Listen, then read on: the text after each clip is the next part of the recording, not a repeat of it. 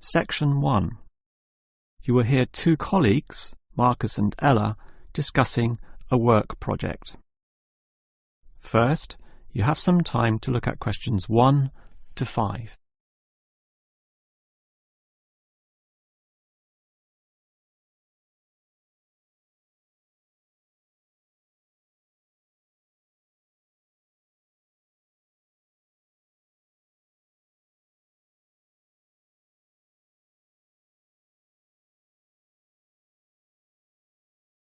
You will see that there is an example that has been done for you. On this occasion only, the conversation relating to this will be played first. OK, Ella, as you know, the deadline for this project is the end of the month, so we'd better plan it well. Yes, I've already been thinking along those lines, and I've decided we should divide this project into 3 phases. The pre-phase, then phase 1, and then phase 2, with strict deadlines involved for each one. The woman uses the term pre-phase, so pre-phase has been written in space. Now we shall begin. You should answer the questions as you listen, because you will not hear the recording a second time. Now listen carefully and answer questions 1 to 5. OK, Ella, as you know, the deadline for this project is the end of the month, so we'd better plan it well. Yes, I've already been thinking along those lines, and I've decided we should divide this project into 3 phases. The pre-phase, then phase 1, and then phase 2, with strict deadlines involved for each one.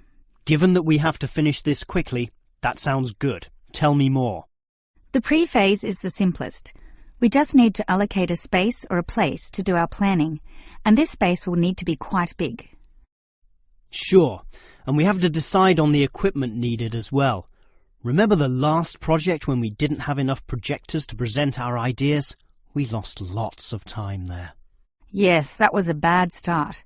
That's why, after the pre-phase is finished, I've allocated a mere 3 days for phase 1. That will involve drawing the plans.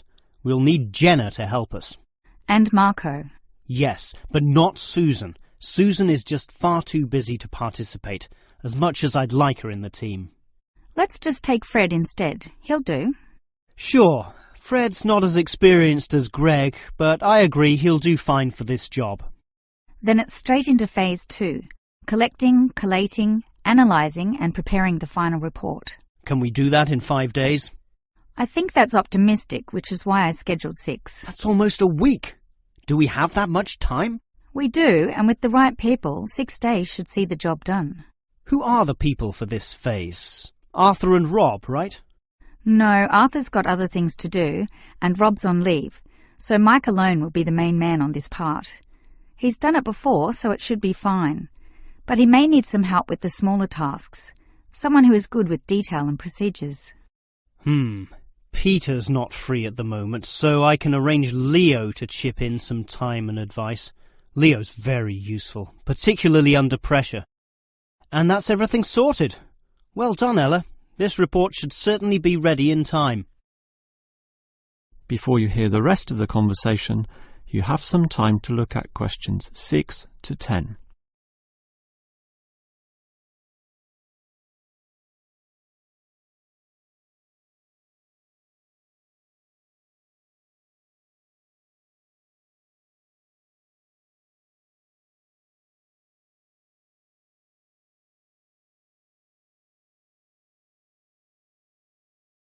Now listen and answer questions 6 to 10. OK, Ella, you've done a good job with the basic time frame of this project, but what about specifics? What sort of specifics? Well, things like information gathering. Are we going to use questionnaires like we did last time? I was thinking of using the internet to ask people to give their views, but you often get such silly responses when you do that. I'm of the view that the best way to find out things is to ask people directly, so that's what we'll do. OK, but that will take longer. We'll probably even have to do some of the work at home. No, I don't think so, as long as we stay back at work for some after-hours meetings. Well, that's better than coming in early. No one functions well in the morning. Also, the final report will need at least 2 appendices. Not only that, we'll have to attach a small booklet to the end, containing printouts of the relevant parts from all the foreign websites we accessed. That will take even more time. Are you sure we can meet this deadline? Yep, I've worked it all out and I'm confident we can do it. Phase 1 should be finished by the 5th, leaving Phase 2 to begin about the 8th or 9th. Now, there's a public holiday on the 10th, meaning that everything should be able to be submitted on the 15th. And after that, we can relax and celebrate on the 25th when the design division gives us approval to go ahead. Ha! You're assuming that the design division will approve this, and that's not guaranteed at all. Oh, come on, Marcus, be positive. You know this should be approved. In fact, I'm even planning the celebration when this is all over. Oh yeah? What's on the agenda then? Well, we definitely don't want to party in the office, do we? We'll want to get away from this place, and we're all too busy with our own lives and families to find a mutual time free for a dinner party. So I thought we'd just buy some nice expensive gifts for everyone who participated. We can just give these to the people here in the office. That sounds fine to me, but make sure they're not too expensive. The budget department will never approve the cost. Don't worry, I know how much I can get away with. All right, I'll leave that with you. That is the end of Section 1. You now have half a minute to check your answers.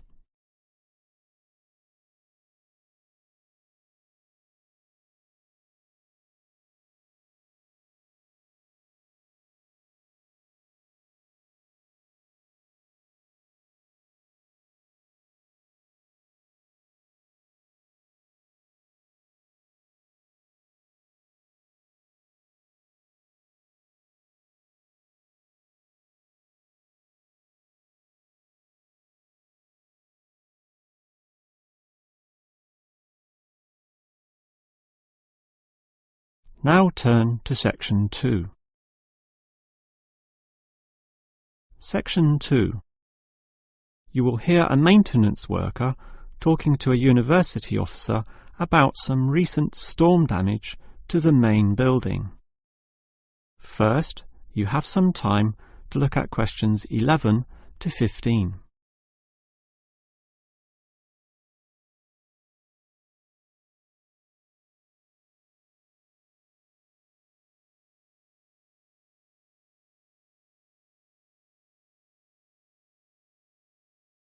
Now listen carefully and answer questions 11 to 15. Hello there. I was asked to tell you about the extent of the damage to the main building caused by the recent storm. Oh, that's right. I take it that most of the damage is just to the main building? It is indeed, since the building is so old. However, luckily the damage is minor and all of it can be fixed in one day, given that we have 5 people in our team.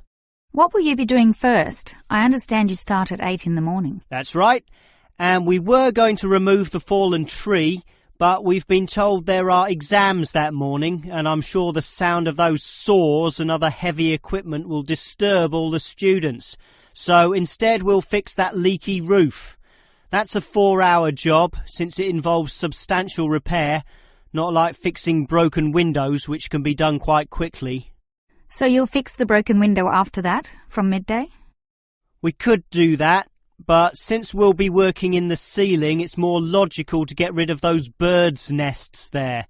It's a small job, but will require crawling inside the ceiling cavity, which is not an easy exercise, so that will take about an hour.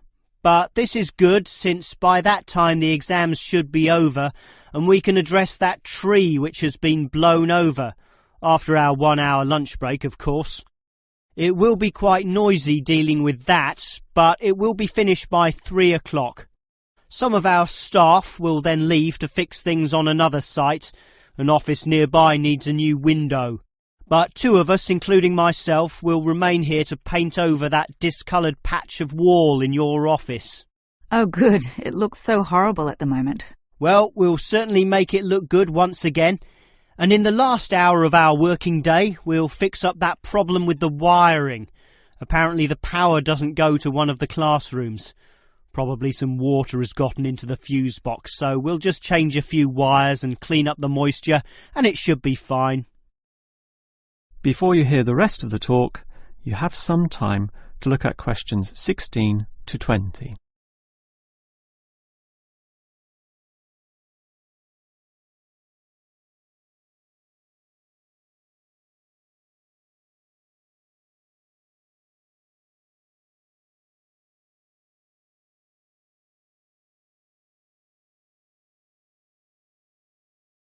Now listen and answer questions 16 to 20. I certainly appreciate all the effort you and your team are taking to fix things here, but I do have one request. And what is that? You said you're going to paint the back wall in my office. Will it be the same colour as before? Yes, we'll make it a nice white colour. Well, that's the point. I'd prefer it to be yellow to match the furniture. The furniture is orange, actually, but I think yellow's a nice match. Can you do that? We can certainly do that. Yellow it is. Certainly a prettier colour than just plain white, or the blue in my kitchen at home for that matter. And we can leave the paint can with you in case you need to do some touch-ups or if the stain reappears. I'll just leave it in the garden shed, the one next to the main classroom. And incidentally, about those birds in the ceiling, I was just investigating and I heard the chirping of little baby birds in there, so there must be some young ones in a nest. I just thought you'd like to know that we can give them to a wildlife reserve. There's one in the next suburb, so that should not be too much trouble. Or you could give them to one of our teachers. I have a colleague who can raise them. I would say the wildlife reserve is a better option, since the people there are used to dealing with animals. And as for that fallen tree, we'll cut it up into small pieces, and that can be firewood in my house, so that won't be wasted either, although the smoke will cause some pollution. But I have a special licence for my fireplace, so no one can object to that. I've noticed also that the university has a garden bin for the smaller items, leaves and sticks and bark and so on, so we can dispose of material in that also. You do have some waste piles out the back, but a proper garden bin means that the material will be recycled, and that's better for the environment, so you can rest assured we will use that. That is the end of section 2. You now have half a minute to check your answers.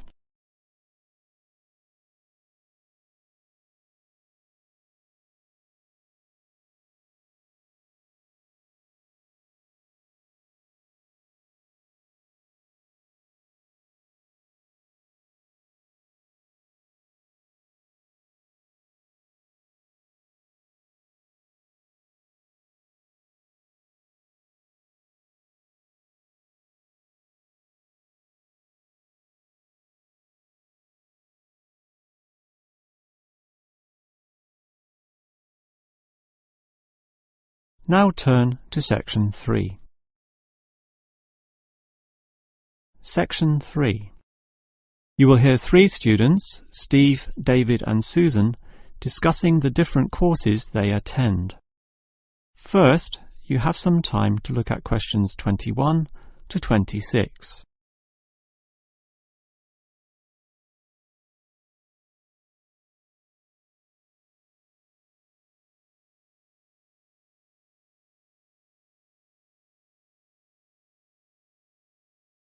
Now listen carefully and answer questions 21 to 26. Well, gentlemen, we've almost finished our second semester at this university. What do you think of all the courses we attend? On the whole, I'd say they're quite good, apart from social history, which I find to be a little too inexact. Yes, the lecturer's style is also very, very dull. I certainly agree with you there, although I would say that the textbook is more interesting. Welfare State. The subtitle says, An Examination of Social Development in the 20th Century. Yes, Welfare State is a good book, but look how many pages it has. 458! I agree. It's just too long to be easily read. Far too long, although it's certainly well written in parts. Yes, and if you compare it to the textbook for cultural studies, what's it called? Inner Views, I think. No, that's the book for media studies, and we finished that subject last semester. The book you're thinking of is In Perspective. Oh, sorry, you're right. In Perspective. And the subtitle says, A Comparison of Social Groups. Somewhat interesting, wouldn't you say? Well, mildly so, as is the subject, dealing as it does with such a wide variety of issues. But the book itself certainly oversimplifies a very complex subject. I agree. I also got annoyed at its constant oversimplification. Life is more complicated than what it suggests. Yes, but what you call oversimplifying may well be considered clarifying. Look at this other textbook, Government in Action. Some may say that it also oversimplifies, but it must do so in order to present a coherent picture of an equally complex subject. Government in Action? Which subject? It's the textbook for political theory. Oh, I hate politics. That's why I don't like the active leadership subject either. And most of the stuff in that political theory textbook is based on the American system. You see, it's written by Americans, so it's not even relevant to us here. I'd agree with you there. It's not relevant to us at all, since our government uses the Westminster system. Yes, I suppose that is a problem. Before you hear the rest of the conversation, you have some time to look at questions 27 to 30.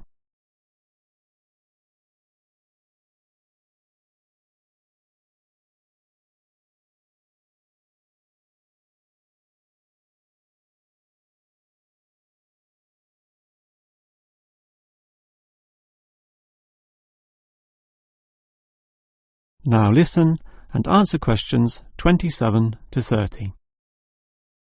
Well, it seems we all have certain criticisms about the textbooks we're using, but at the same time we all like some elements, at least, of the subjects we're studying. What's your favourite subject, David? I'm not sure. I like political theory, but... Cultural studies is by far the best, even better than political theory, which I also like, but just not as much. Why do you say that, Steve? I was thinking perhaps social history is worth considering as best. Social history is good, but I made my choice because the subject is relevant to this modern society. But so is social history, and I like the historical element, which the other subjects lack. Even political theory examines history only briefly and in a very narrow way, so I'd say social history is the most rewarding for me. What about you, Susan? I think social history is certainly very good, but political theory is, in fact, the best, since basically every human system boils down to politics. So, despite a certain irrelevancy in the details, the basic message remains as relevant as ever. Oh, Susan, you can't be serious. Let's ask Olive again. She's over there. Olive! Which subject do you think is the best? Ah, a difficult question. I'm very interested in culture, so cultural studies is certainly my cup of tea. But I'm politically active also, and hope to pursue this as a career. So political theory would be the one I'd pick. I don't believe it. Even with that irrelevant textbook? Don't listen to him, Olive. You have a right to your own opinion. That is the end of section 3. You now have half a minute to check your answers.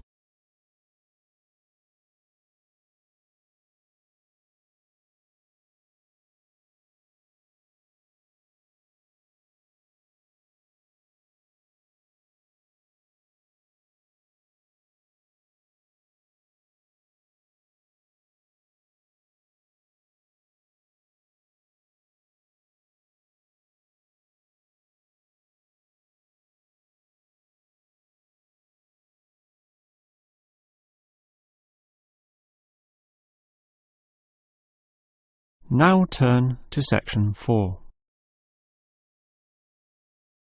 Section 4. You will hear a lecturer talking about the movement of population towards cities. First, you have some time to look at questions 31 and 32.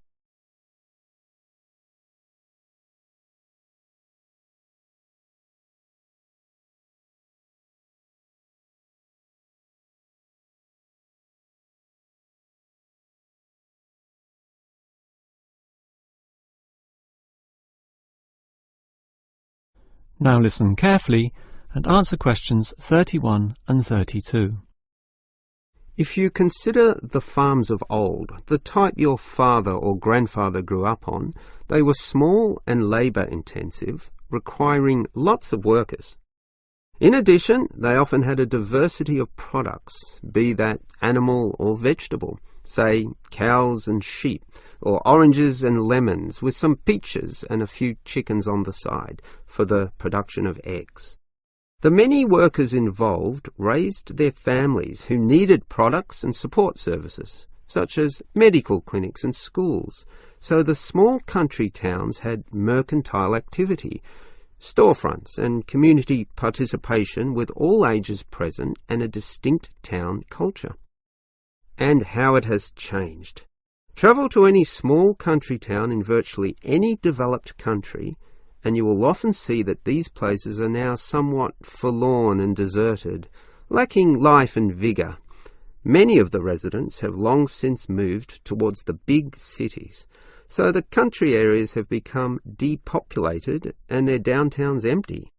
This phenomenon is so predictable and widespread that it even has a name, rural flight or rural exodus, and it has produced some fairly predictable problems. Before you hear the next part of the lecture, you have some time to look at questions 33 to 35.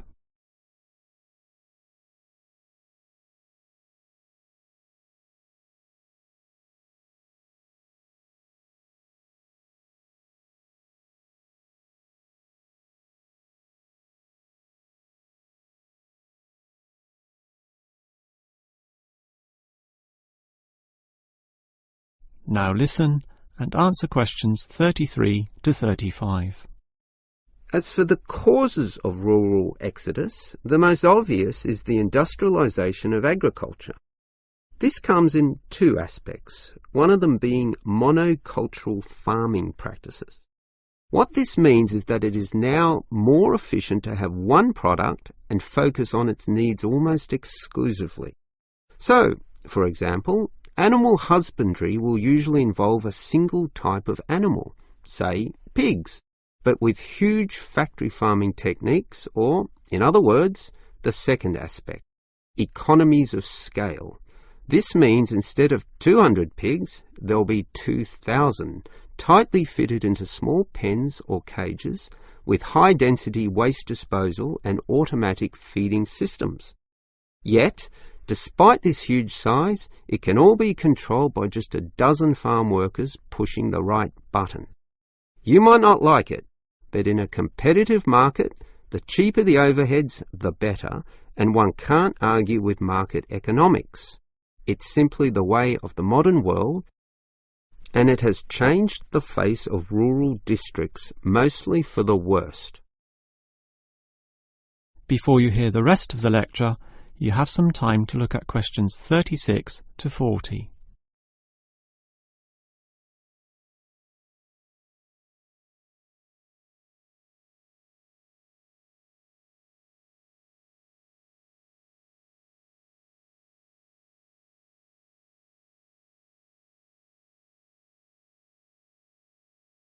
Now listen and answer questions 36 to 40.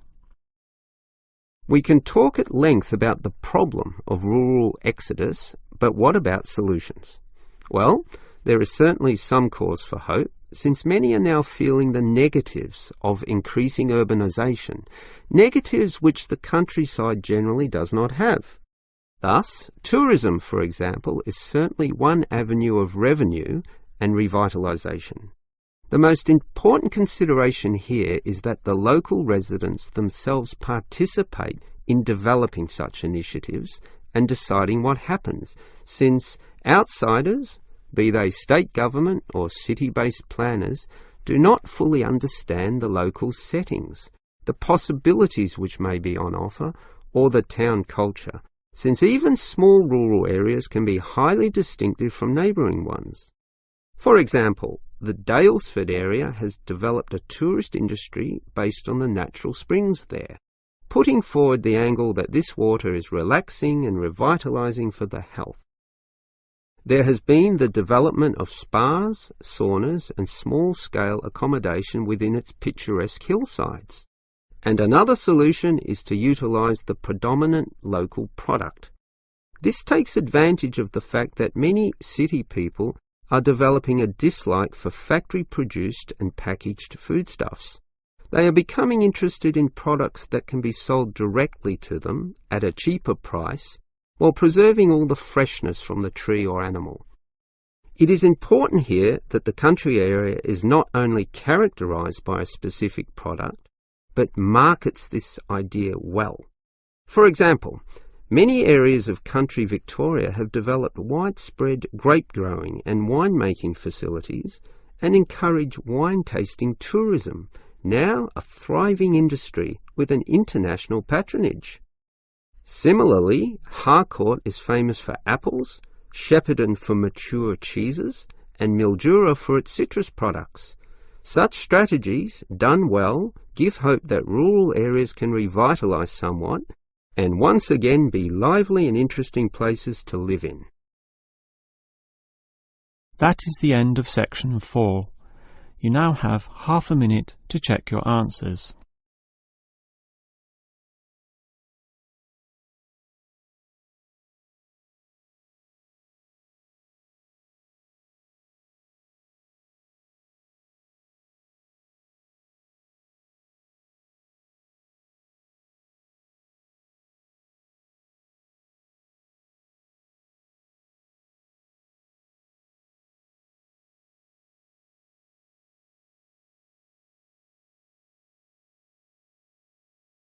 That is the end of the listening test.